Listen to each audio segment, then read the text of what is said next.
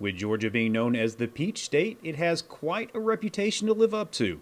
And so far, so good, as the 2021 crop appears to be another strong one, with each variety receiving the proper amount of chill hours heading into the harvest season. Buds are starting to swell, as you see here, a low chill variety.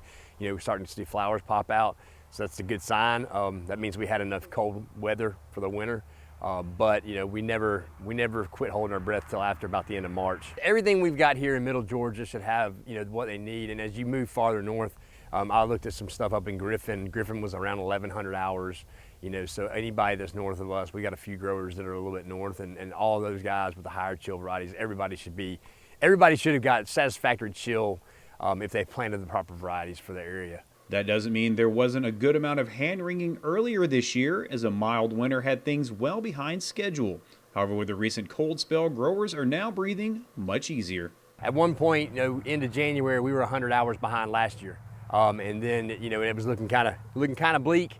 We kind of started worrying about it a little bit, and then all of a sudden we started getting cold, and we got cold in February and stayed cold, and it just, in a few weeks, we had surpassed where we were last year. That unusually late dip in temperature had a twofold effect on the crop, as it not only got them over the hump in chill hours, but also minimizes the chance of a late freeze. We normally have that cutoff of February 15th.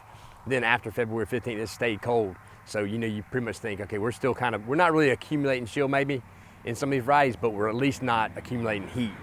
And accumulation of heat after the chill has been met is what pushes that bloom to pop out. And if you get too much heat in February, that's when you get those early March blooms, and you get even more of a chance of cold injury. Freezing temperatures in the spring isn't the only concern for growers this year, as they are also seeing a certain pest wreak havoc on some of their orchards. We've been focusing on trying to control some scale insects. Scale insects seem to be our worst enemy insect-wise right now. We have a pretty good handle on the ones that actually affect the fruit.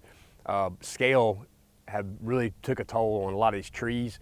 They're taking out whole trees, in 2 to 6 year old orchards. One thing they won't have to worry about is the demand. Despite the disruption in schools and restaurants over the past year, people still can't get enough of sweet Georgia peaches.